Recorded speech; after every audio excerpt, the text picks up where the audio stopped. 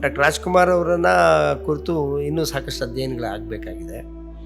ಮತ್ತು ಬೆಳಗ್ಗೆನೇ ಯೋಚನೆ ಮಾಡ್ತಿದ್ದೆ, ನನಗೆ ಗೊತ್ತಿರೋ ತುಂಬ ಭಾರತದಲ್ಲಿ ಅತಿ ಹೆಚ್ಚು ಸಕ್ಸಸ್ ರೇಟ್ ಇರುವಂಥ ನಟರಲ್ಲಿ ರಾಜ್ಕುಮಾರ್ ಅವರು ಒಬ್ಬರು. ಮತ್ತು ಅತಿ ಹೆಚ್ಚು ಸಕ್ಸಸ್ಫುಲ್ ಮೂವೀಸ್ ಕೊಟ್ಟಿರೋ, ಅದನ್ನು ಹೇಳ್ತಾ ನನಗೆ ಗೊತ್ತಿಲ್ಲ, ಐ ಡೋಂಟ್ ನೋ, ಇಂಡಿಯಾದಲ್ಲೇ ಪಾರ್ವತಮ್ಮನವರು ಪ್ರೊಡ್ಯೂಸರ್ ಅಂತ ಹೇಳ್ತಾರೆ.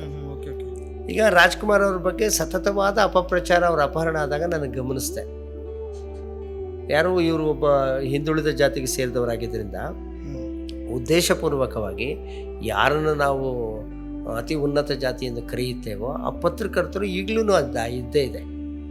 ಅವರು ಅತ್ಯಂತ ಅವಮಾನಿಸುವ ಭಾಷೆಯಲ್ಲಿ ಬರೆದ್ರು ಮತ್ತು ಅವಮಾನ ಮಾಡಿದ್ರು.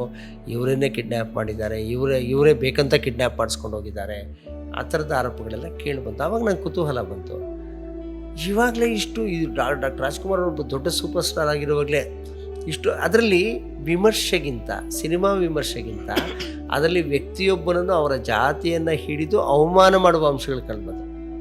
ನಾನು ಇಲ್ಲಿ ಸ್ಪಷ್ಟಪಡಿಸ್ತಾ ಇದ್ದೀನಿ ಸಂದರ್ಶದಲ್ಲಿ, ಡಾಕ್ಟರ್ ರಾಜ್ಕುಮಾರ್ ಅವರ ನಟನೆ, ಅವರ ಗಾಯನ ಅಥವಾ ಅವರ ಚಲನಚಿತ್ರಗಳಿರುವ ದೋಷ, ಆ ಚಿತ್ರಕಥೆಯಲ್ಲಿರುವ ಯಾವುದಾದ್ರೂ ನ್ಯೂನ್ಯತೆಗಳನ್ನು ವಿಮರ್ಶೆ ಮಾಡೋದಕ್ಕೆ ಯಾರು ಅಡ್ಡಿಯೂ ಇಲ್ಲ, ಇರಬೇಕಾಗಿಲ್ಲ. ಅದು ಪ್ರಜಾಪ್ರಭುತ್ವದಲ್ಲಿ ಮಾನ್ಯವಾದದ್ದು. ಅದನ್ನು ಮೀರಿ ಅವರ ವ್ಯಕ್ತಿತ್ವವನ್ನು ಹರಣ ಮಾಡುವ, ಉದ್ದೇಶಪೂರ್ವಕವಾಗಿ ಅವರನ್ನು ನಿಂದಿಸೋದು ಅಂದರೆ ಅಲ್ಲಿ ಜಾತಿ ವಾಸನೆ ಹೊಡೆಯೋಕ್ಕೆ ಶುರುವಾಗುತ್ತೆ ಅಂತ.